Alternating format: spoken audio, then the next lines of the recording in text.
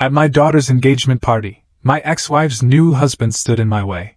"You're nothing to her now, loser. She doesn't even want to see you," he mocked. I stayed quiet, made one phone call, and left. An hour later, the groom stormed out, tossed the ring on the ground, and shouted, "You never told me the truth about your father." 7 years ago, my world imploded, shattered by a betrayal so raw, so utterly soul-crushing, I genuinely thought I'd never put the pieces back together.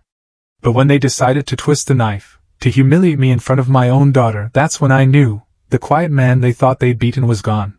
It was time for Alexander Volov to wake up. You know, it's funny how a single, cream-colored envelope can just rip open old wounds you thought were long healed. It landed in my hand, heavy, expensive paper feeling completely foreign against my calloused fingers. An engagement announcement. My daughters, Olivia Webb and Michael Fairchild, cordially invite you. Gold lettering, catching the dim light of my modest living room. 7 years. 7 years since Diane, my wife of 20 years, decided she'd found her soulmate in Victor Caldwell, a silver-haired real estate magnate. The memory still burned, a caustic acid in my gut.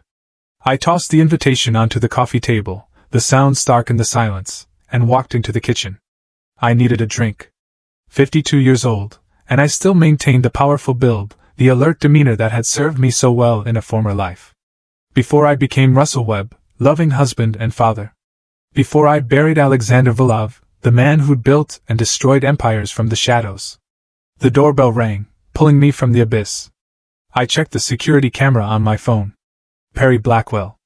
My only friend from the old days who still bothered to check in. I gestured him inside. "Want a drink?" I asked, my voice a little rougher than I intended. "Make it strong," Perry said, collapsing into my worn leather armchair. He didn't mince words. "You planning to go?" I poured 2 fingers of whiskey into tumblers. "Olivia called. Said she wants me there." Perry took the glass I offered. "And you believe her? Or did Victor and Diane put her up to it? Another chance to parade their perfect life in front of you." "My daughter wouldn't do that," I said, maybe a little too quickly. Perry sighed. "The same daughter who believed Victor when he said you were dangerous? The one who hasn't visited in 3 years?" My voice turned to steel. "She was manipulated. She was 18 when Diane took her, filled her head with lies. Now she's 25, engaged to some trust fund kid from Victor's circle." Perry studied me. "You sure you want to walk into the lion's den? These people, they're not worth it." I stared at an old photograph on the mantel. Olivia's high school graduation. The last truly happy day before everything fell apart. "My daughter is worth it." "Then I hope you're prepared for what comes next," Perry warned. "Victor isn't known for subtlety or mercy. Neither is Diane anymore." I smiled then, a thin, humorless line. "Neither am I." After Perry left, I went to my office. Unlocked the hidden panel in the closet. Inside, a safe. The remnants of my former life. Documents. Passports. A satellite phone I hadn't touched in 15 years. I powered it on, surprised to find it still had a charge. Old habits die hard, I guess. I dialed the only number stored in its memory. A gruff voice answered on the 3rd ring. "This number is no longer in service," it said. "The spider waits while the web trembles," I replied. The code phrase felt strange on my tongue, after so many years. A pause. Then, "Alexander, is that you?" "Hello, Dimitri. I may need your services soon. I thought you were dead.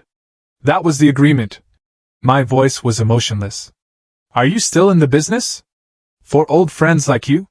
"Always." I hung up, returned the phone to the safe. "Just a contingency," I told myself. "Just in case." The Caldwell estate. 5 sprawling acres of prime real estate, overlooking the entire city. I parked my modest sedan between a Bentley and a Ferrari, feeling distinctly out of place. Security guards, earpieces glinting, scrutinized guests entering the mansion. I straightened my tie, the only one I owned, and approached. "Name?" the guard asked, tablet in hand. "Russell Webb." His eyes widened slightly as he checked the list. "ID, please." I gave him my license, enduring his suspicious glare, before he finally waved me through. The grand ballroom overflowed with society's elite. Politicians, celebrities, business titans, all mingling beneath crystal chandeliers. A string quartet played softly as waiters circulated with champagne flutes and canapes. I accepted a drink, scanning the room. And then I saw her. Diane. She changed. The natural beauty I'd fallen in love with had been sculpted into something more artificial. Expertly highlighted hair, subtle cosmetic procedures, a designer dress clinging to her still slender frame. She laughed brightly at something someone said, but I recognized the tension around her eyes. The same tension I'd seen when she was hiding something from me. Mr. Webb? I turned to find a young woman with intelligent eyes and a genuine smile. Tara Reynolds. Olivia's friend from college. She's told me a lot about you, I assume. All bad? My tone was light, but the question was serious. Tara looked uncomfortable. Actually, she always spoke highly of you. Said you taught her to change her own oil and understand compound interest. My expression softened. She remembered that. She remembered everything about before. Well, before the divorce. Tara hesitated. She's thrilled you're here, though she's nervous about how Victor will behave. How is she, really? I asked. Tara glanced across the room. Happy about the engagement. Michael seems decent. But living in this world. She gestured to the opulent surroundings. It changes people. Sometimes I barely recognize the Olivia I knew in college. And Diane? I couldn't help asking. Tara chose her words carefully. Mrs. Caldwell is complicated. She maintains the perfect image, but there are rumors. Victor isn't always kind behind closed doors. Before I could respond, the crowd shifted, and I saw Olivia. My breath caught. She had her mother's beauty, but my intensity. The determined set of her jaw, the analytical gaze. Her engagement ring caught the light as she spoke animatedly to a young man who must be Michael Fairchild. As if sensing my presence, Olivia looked up. For a moment, I saw surprise, then what might have been relief in her eyes. She excused herself and made her way toward me. Dad, she said, stopping a few feet away. You came. You asked me to. I replied simply. I wasn't sure you would after. She trailed off. I'll always come when you call, Olivia.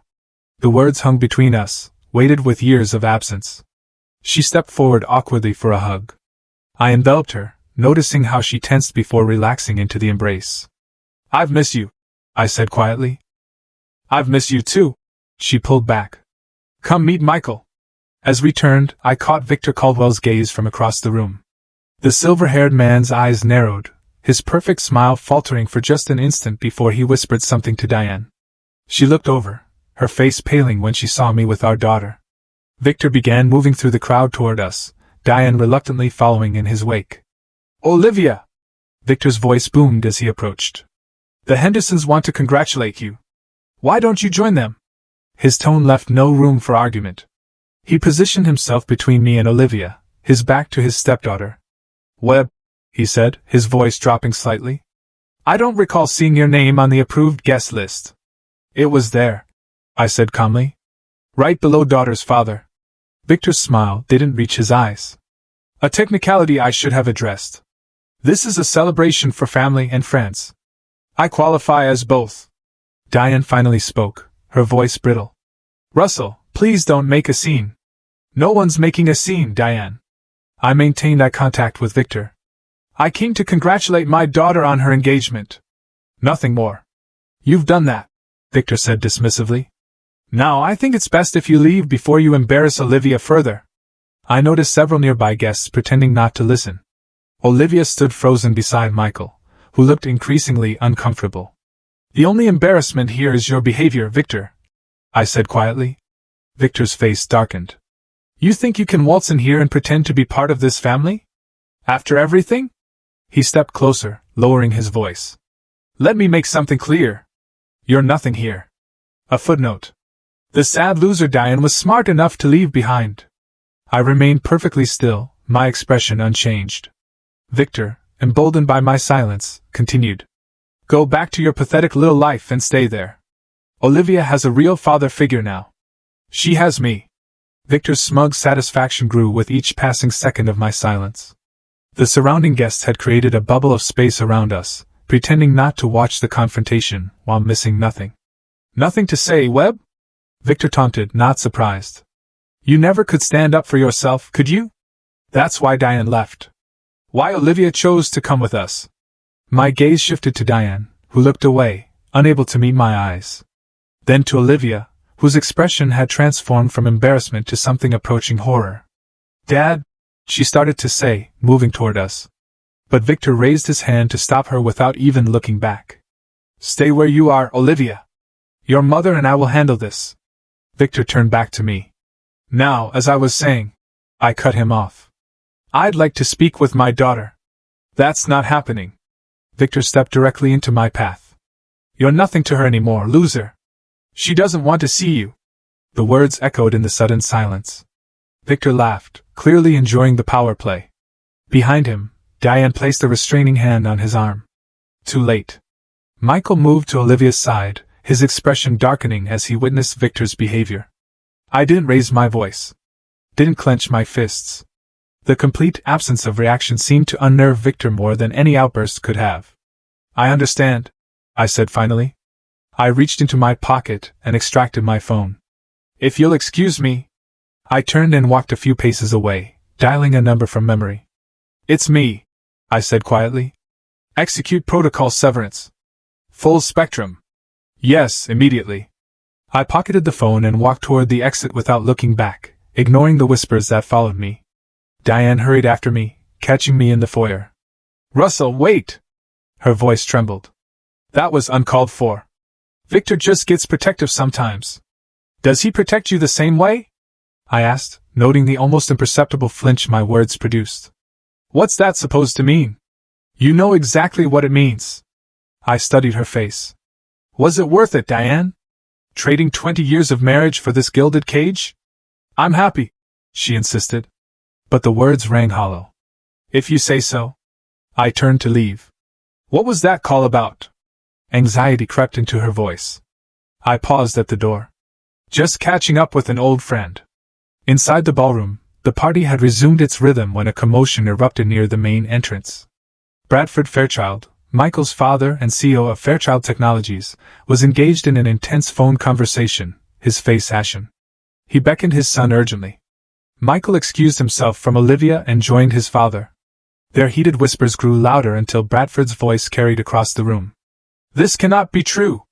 That man is a security consultant from Albany. Michael's reply was inaudible, but his expression shifted from confusion to disbelief. Victor approached them, champagne in hand, oblivious to the tension. Bradford, just the man I wanted to see about that investment opportunity we discussed. Bradford stared at Victor as if seeing him for the first time. Stay away from my son and my company. He turned back to Michael. We're leaving now. The room fell silent as Michael walked woodenly back to Olivia. His face had hardened into an unreadable mask. Michael? Olivia reached for his hand. What's wrong? Who is your father, Olivia? Michael asked, his voice strained. Who is he really? What? He's Russell Webb. You know that, a security consultant. Confusion filled her eyes. No. Michael shook his head. That's not who he is. He pulled the engagement ring from his pocket and placed it on the table between them. I can't do this. You never told me who your father really was. He turned and walked away, following Bradford toward the exit. Olivia stood frozen, the abandoned ring glittering under the chandelier lights. She turned to Victor and Diane, her voice breaking. What is he talking about? What did you do? Victor's face had lost its color. Your father is obviously spreading lies to sabotage your happiness. What lies? Olivia demanded. What could possibly make Michael walk away like that? Victor had no answer. For the first time, uncertainty flickered in his eyes. In the parking lot, I sat in my car, watching the Fairchild's departure through my rearview mirror. My phone buzzed with a text message. Phase 1 complete. Subject's background disseminated to Fairchild Sr. Awaiting further instructions. I started the engine. The old, familiar coldness had returned. The detachment that had once made me so effective, so feared. 7 years of playing the defeated ex-husband, the abandoned father, had finally reached its end point. Now we begin, I said to the empty car, and drove away from the ruins of my daughter's engagement party. 3 days after that disastrous engagement party, I sat in a nondescript diner on the outskirts of town. The vinyl booth squeaked as Perry Blackwell slid in across from me. Jesus, Alexander, Perry whispered, reverting to my original name. When you said you might need contingencies, I didn't think you'd blow up your daughter's engagement. I didn't intend to, I admitted, stirring my coffee. But Victor crossed the line. So, you revealed yourself to Bradford Fairchild. Do you know the risk you've taken?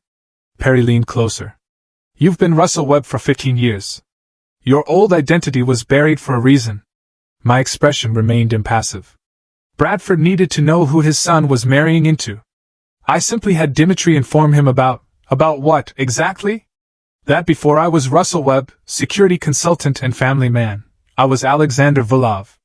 That I specialized in untraceable corporate dismantling and reputational destruction for clients who could afford my services. That I've been directly responsible for the fall of at least 7 Fortune 500 CEOs. Perry paled. You told him everything? Just enough. Bradford has his own skeletons. He'll keep quiet to protect Michael from the fallout. I took a sip of coffee. Besides, Victor forced my hand. And Olivia? What about her? Something flashed in my eyes, a momentary crack in my composure. She'll understand eventually. She'll hate you for destroying her engagement. She already chose Diane and Victor over me years ago. I have nothing more to lose. I placed several photographs on the table. Victor Caldwell has built his empire on facades, financial, social, personal. I intend to dismantle each one systematically. Perry examined the photos. Victor with various business associates, building plans, financial documents. This is extensive surveillance. I've been watching him for 7 years, gathering information, learning his weaknesses. Why wait until now? My jaw tightened. I wanted Olivia to have her chance at happiness, even if it meant accepting Victor in her life. I stayed away, played the role of the defeated ex-husband. But when Victor humiliated me in front of her, he sent a message that I'm worthless, that my presence hurts Olivia. I paused. It's time to send my own message. Perry studied me. This isn't just about Victor anymore, is it? It's Diane too. Diane made her choice, I said coldly. She wanted his money, his status. She gets to enjoy the collapse alongside him. And what about your old promises? Your vow to leave that life behind? That vow was to protect my family. My voice hardened. I don't have a family anymore. The bell above the diner door jingled as a young woman entered. Olivia. She spotted her father immediately and approached, her face a mask of controlled fury.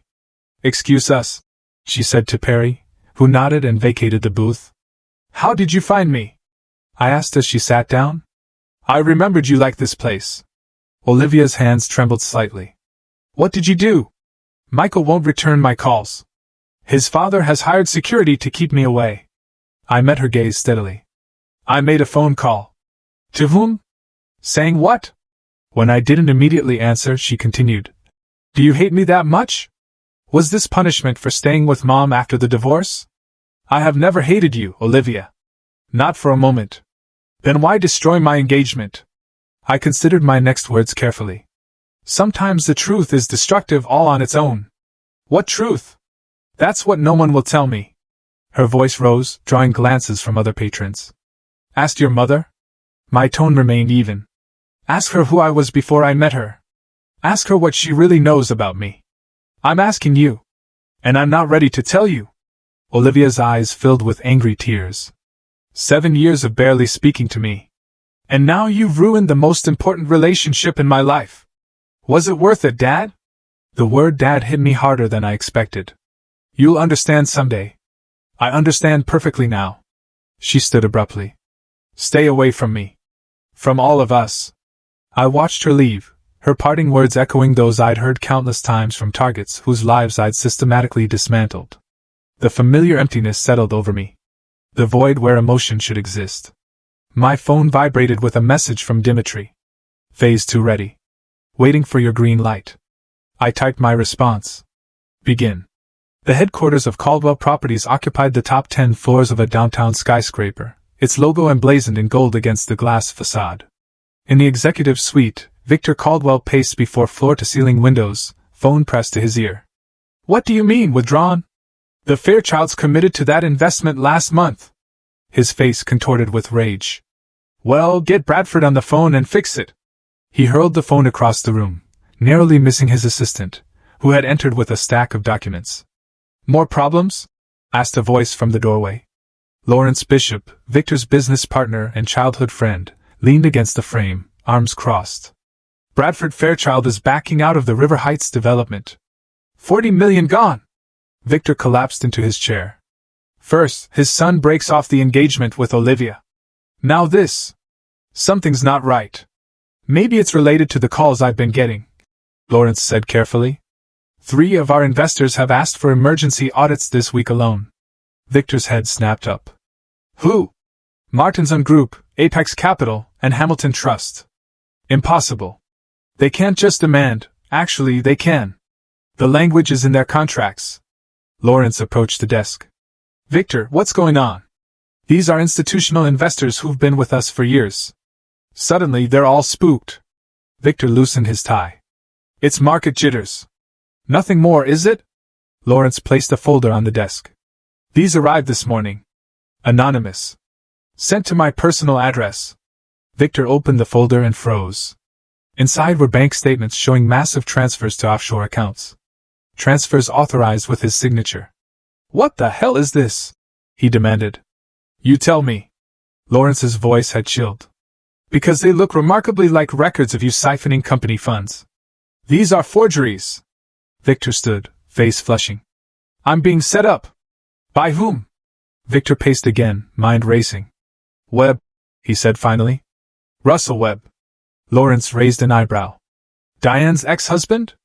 The one you humiliated at Olivia's engagement party? He's more than that. I don't know what he is, but the Fairchild seemed to... Victor, Lawrence said slowly. What have you done? Before Victor could respond, his assistant interrupted. Sir, Miss Caldwell is here to see you. Diane swept in, her designer handbag clutched like a shield. Our cards were declined at Bergdorf's, she announced without preamble. All of them. The sales associate said our accounts have been frozen. Victor and Lawrence exchanged glances. It's a banking error, Victor assured her smoothly. Like the investment property suddenly being underwater? Diane's voice rose. Like the calls I'm getting from our friends saying they've heard rumors about financial irregularities? Who's been calling you? Victor demanded. Everyone. Barbara Montgomery said her husband pulled their money from your fund yesterday.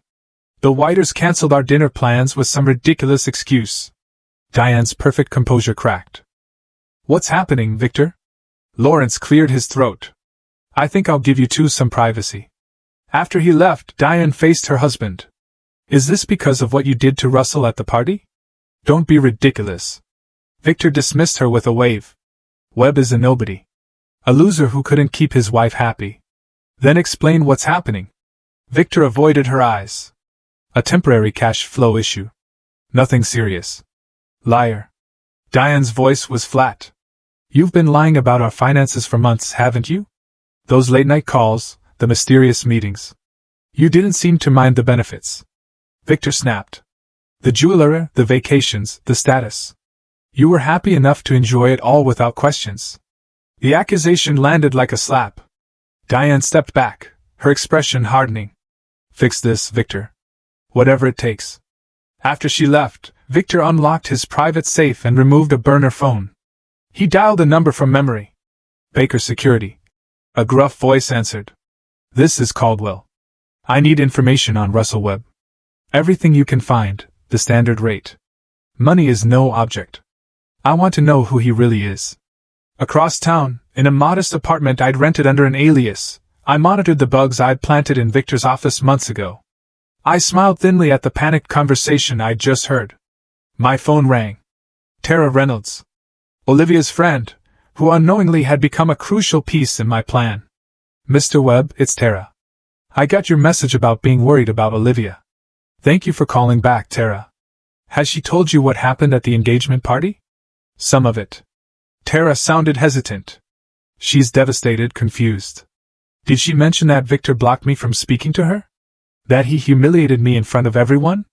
No, but that sounds like him. He's always controlling who gets access to Olivia and Mrs. Caldwell. I feigned concern. I'm worried about them both. Victor has a temper, doesn't he?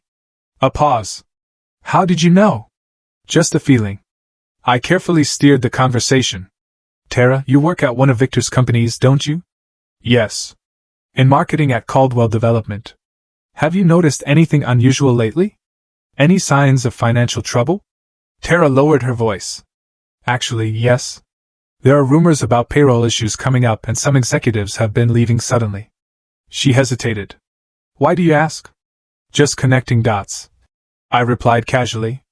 Tara, would you be willing to keep an eye on things? For Olivia's sake, I'm concerned Victor might be dragging her and Diane into a bad situation. Of course.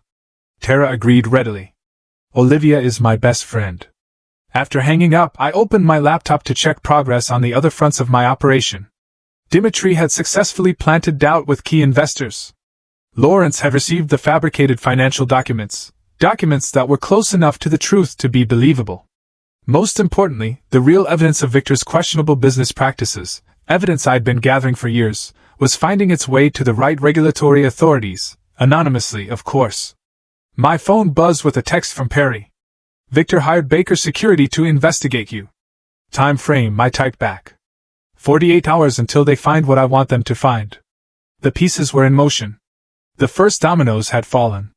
Soon, Victor Caldwell would understand what it meant to awaken Alexander Vulov from his self-imposed exile. Lawrence Bishop had never considered himself a particularly moral man. In business, especially real estate development, certain ethical corners were routinely cut. But as he reviewed the documents in his home office at 2 a.m, a cold dread settled in his stomach. The anonymous files detailed systematic fraud across Caldwell Properties' portfolio, inflated valuations, double-booked assets, phantom investors. If even half of it was true, they weren't facing a temporary cash flow issue.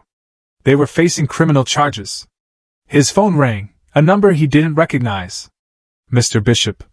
The voice was deep, accented faintly with something Eastern European. I believe we have mutual interests to discuss. Lawrence straightened. Who is this? Someone who knows what Victor Caldwell has been hiding from you. Someone who can offer you protection when it all collapses. Is this some kind of blackmail? A soft chuckle. On the contrary, it's a lifeline. Victor has been systematically looting your company for years. The evidence is already with the SEC.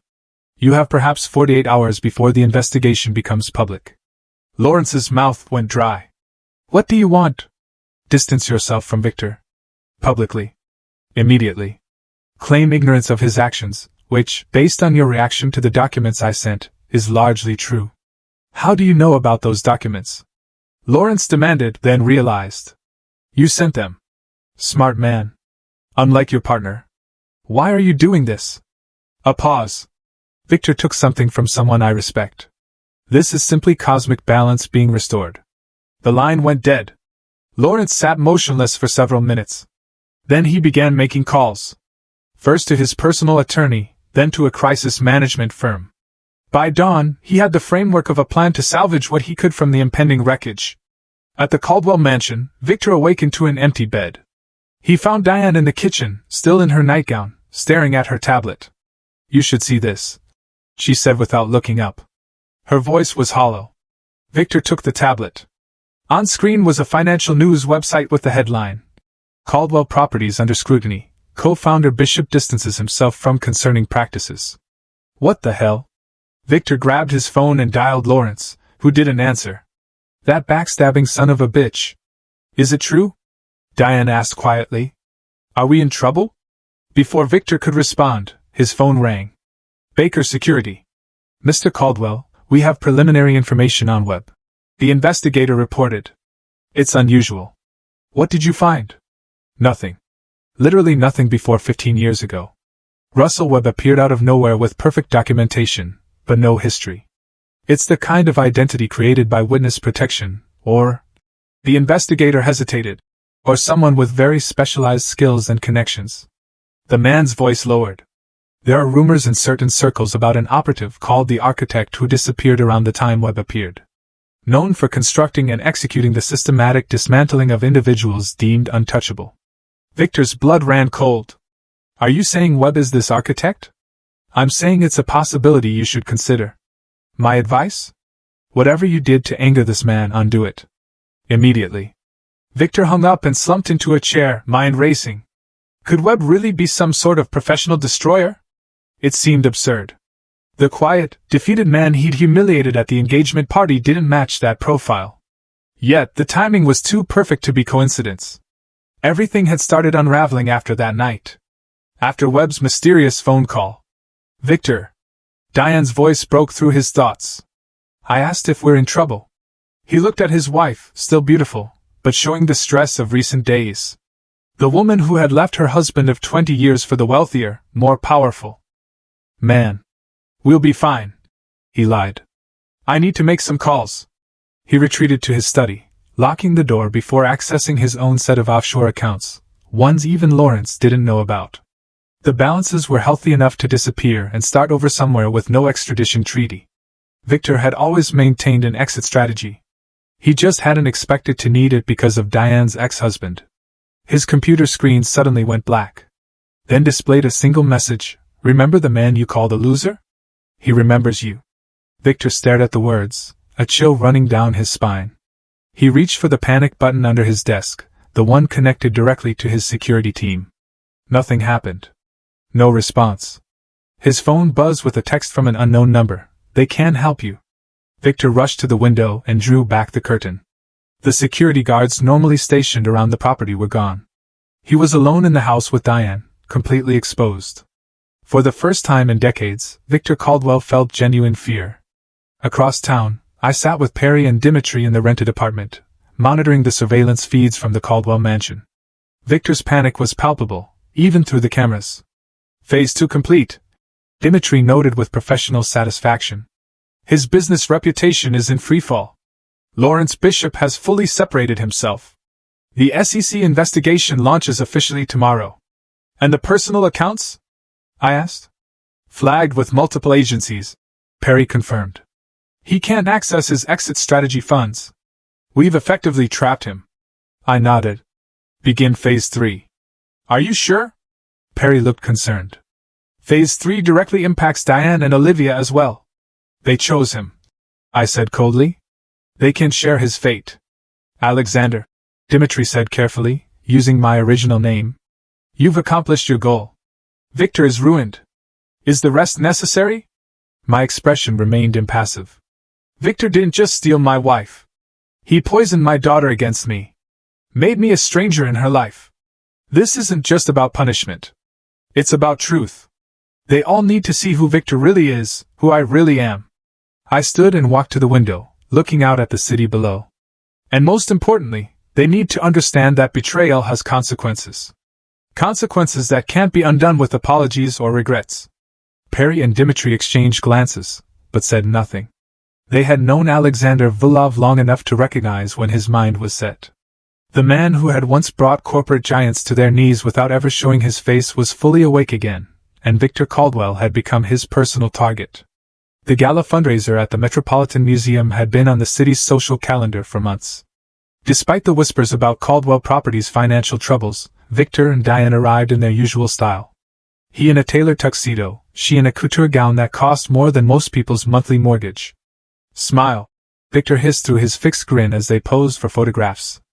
"Everything is normal." Diane complied, though the strain showed around her eyes. The past week had been a nightmare of frozen accounts, cancelled credit cards, and increasingly frantic calls from Victor. Their perfect life was crumbling, and she still didn't understand why. Inside, the reception was chilly.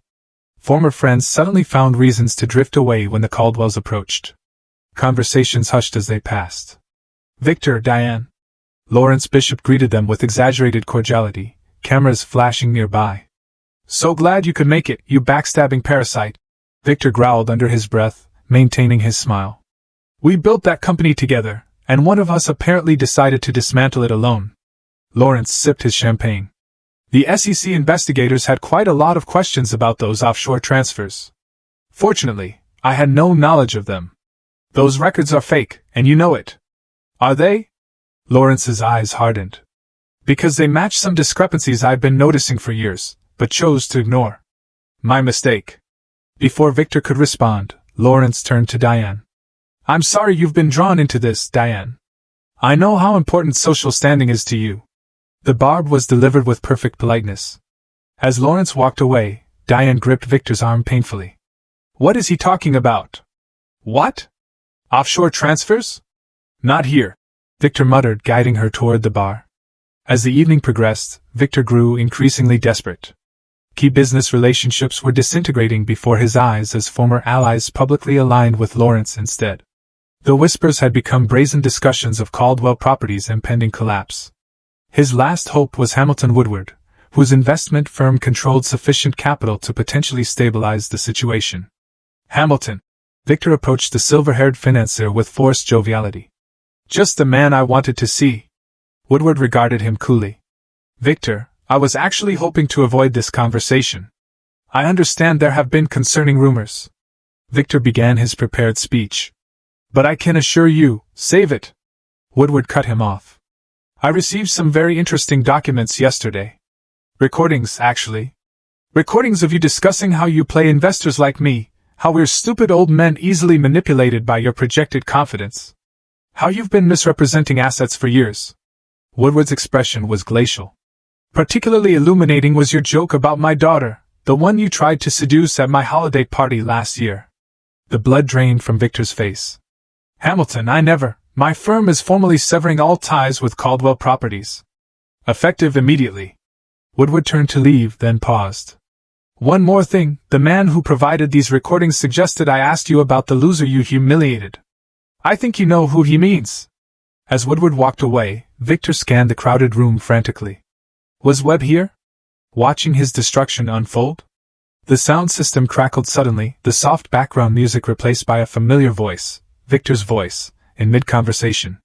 Of course, the properties are overvalued. These investment dinosaurs don't know the difference. By the time they figure it out, we'll have their money and they'll have worthless paper. The room fell silent as the recording continued, revealing Victor's contempt for investors, partners, even charity organizations they claimed to support. Victor lunged for a nearby server who was controlling the sound system. Shut it off! But the damage was done. Hundreds of influential people stared at him with expressions ranging from shock to disgust.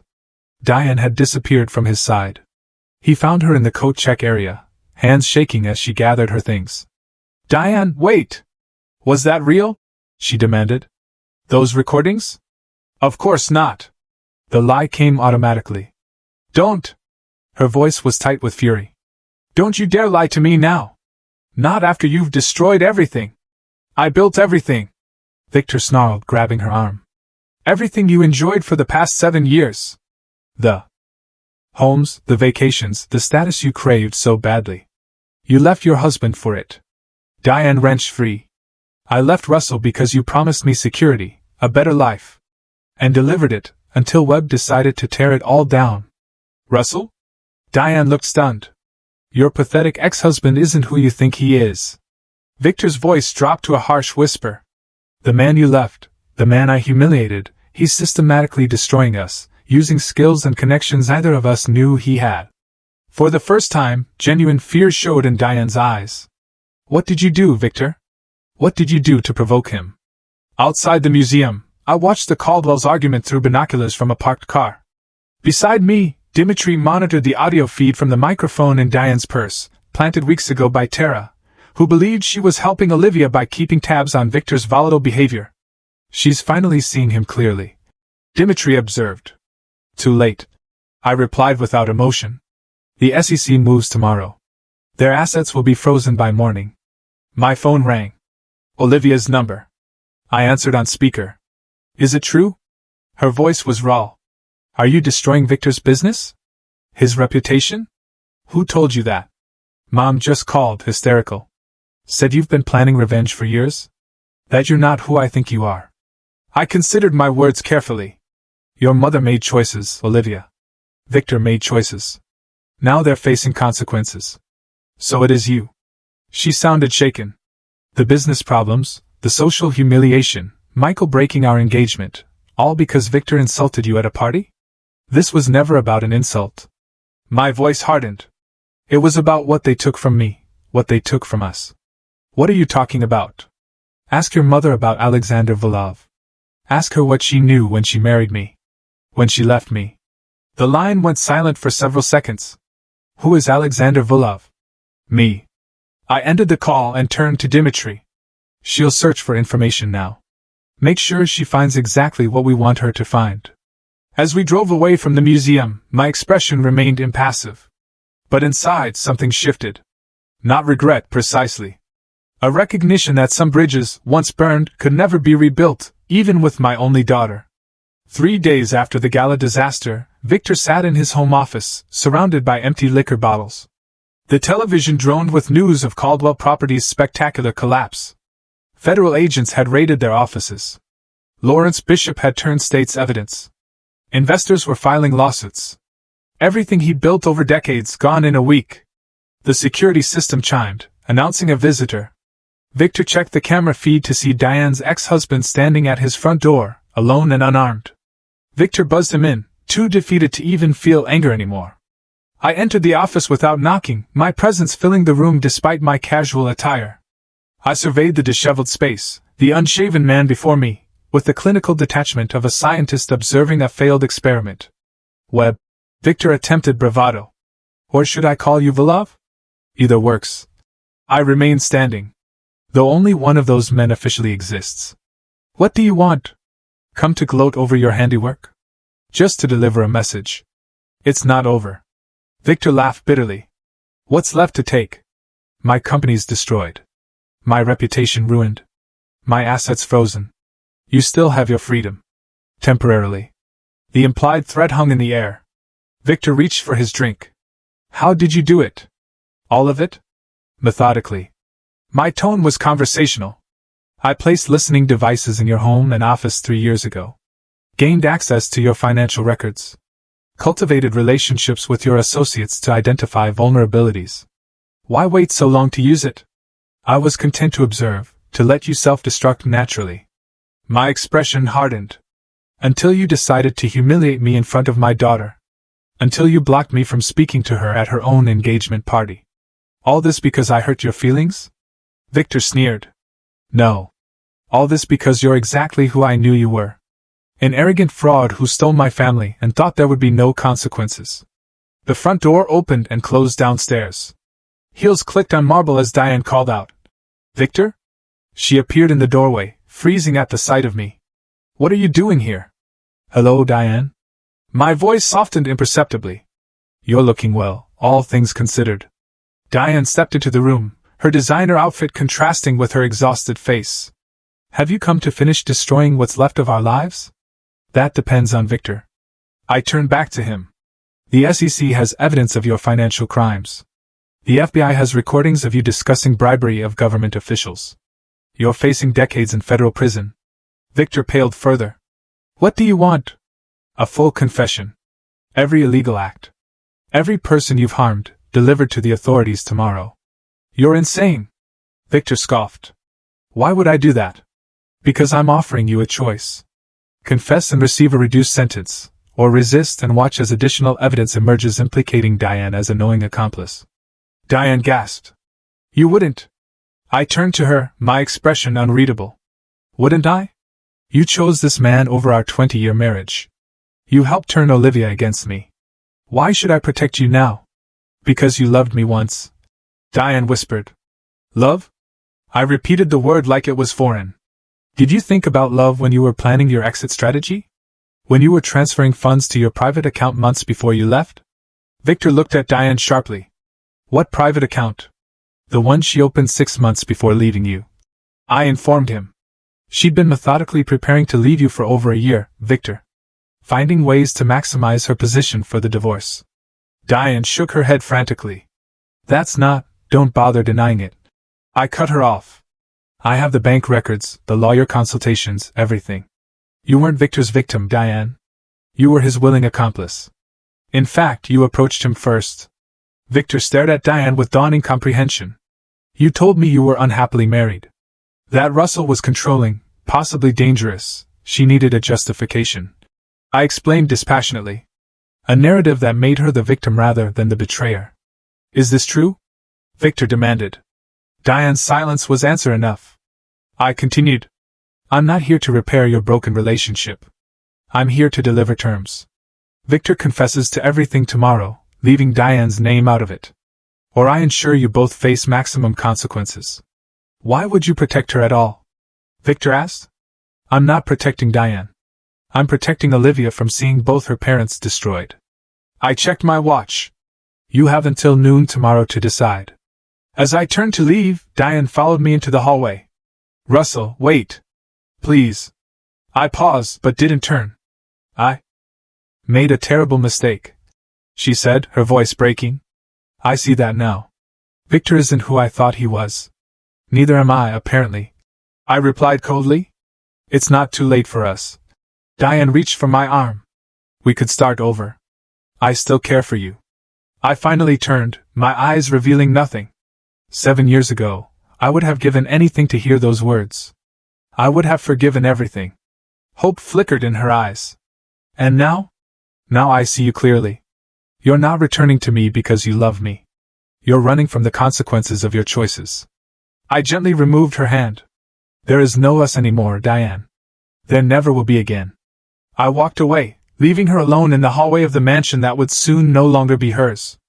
Outside, I sat in my car, allowing myself a moment of quiet reflection.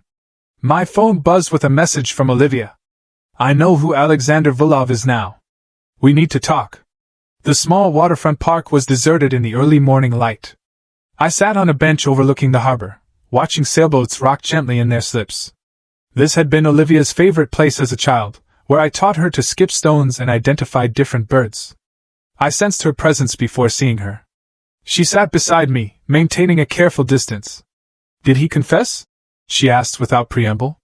Yes, this morning, to federal authorities. He'll likely serve 5 to 7 years. I kept my gaze on the water. Your mother was excluded from the charges. Your doing? Yes. Olivia exhaled slowly. I spent all night researching Alexander Vulov. There isn't much to find, but what exists is terrifying. You were a professional destroyer. Her voice held a mix of disbelief and awe. They called you the architect because you designed custom destruction for powerful people's enemies. I nodded. A specialized skill set.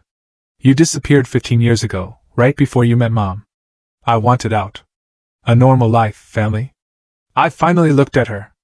I buried Alexander as completely as possible. Became Russell Webb with help from people who owed me favors. Did Mom know who you really were? Not at first. I told her after we were married, when she was pregnant with you. She accepted it, or seemed to. Olivia processed this. And when she left you, she used that knowledge as leverage. Implied she might reveal my past if I fought too hard for custody. A muscle tightened in my jaw. She knew exactly how to ensure I'd back down. So you let us go. I let you both go, to protect you from my past. And then watched as Victor systematically turned you against me. Olivia stared at her hands. I believed him. Believed Mom when they said you were unstable, potentially dangerous. They weren't entirely wrong, but you weren't what they described either. She looked up, eyes glistening. They took away my father. And now you've taken away my mother's husband, my fiancé. Michael left on his own once he learned the truth because you made sure he learned it. Olivia's voice rose. Was that necessary, destroying my relationship, too? I met her gaze steadily. Michael deserved to know who his future father-in-law really was. The choice to leave was his. And now, what happens now that you've destroyed everything? Victor pays for his crimes. Your mother starts over. And you? I hesitated. You live your life free from their manipulation. What about us? Can we repair what was broken? The question hung between them, weighted with 7 years of estrangement. I considered my response carefully. I will always be your father, Olivia. That never changed. I paused. But trust, once broken, isn't easily rebuilt. You chose to believe the worst about me without question. You accepted their narrative because it was convenient. I was 18. She protested, confused, hurt. And in the 7 years since? The unanswered calls, the returned letters? My voice remained calm, but firm. You made choices, too. Tears spilled down Olivia's cheeks. So, there's no forgiveness. No second chance. This isn't about forgiveness. It's about recognition. I stood, looking out at the harbor. Some damage can't be undone. Some betrayals leave permanent marks. What about Michael? Could you speak to him? Explain? I shook my head. That's not my responsibility. If he truly loved you, knowing your father's identity wouldn't have changed that. So, I lose everything because of who you are? No. My voice hardened slightly. You lose nothing because of who I am. The consequences you're facing come from the choices made by your mother, by Victor, and yes, by you. I turned to leave, then paused. For what it's worth, I never stopped loving you, Olivia. Even when you stopped believing in me. I walked away, my steps measured and deliberate. Behind me, Olivia remained on the bench, face in her hands. The final phase of my plan was complete. Victor would serve his sentence. Diane would rebuild from nothing, without the wealth and status she'd betrayed her family to obtain. Olivia would find her own path, perhaps wiser about human nature. And Russell Webb, or Alexander Vulov, depending on who was asking, would continue his solitary existence, neither hiding nor flaunting his true nature any longer. As I drove away from the waterfront, my phone rang. Perry's number. It's done, I answered without preamble. Are you satisfied? Perry asked. I considered the question. Satisfaction implied I'd been seeking emotional resolution. What I'd executed wasn't about feelings. It was about justice. Cold. Precise. Justice was served, I replied finally. And your daughter? Any reconciliation? No. My tone was final. Some bridges can't be rebuilt. What will you do now?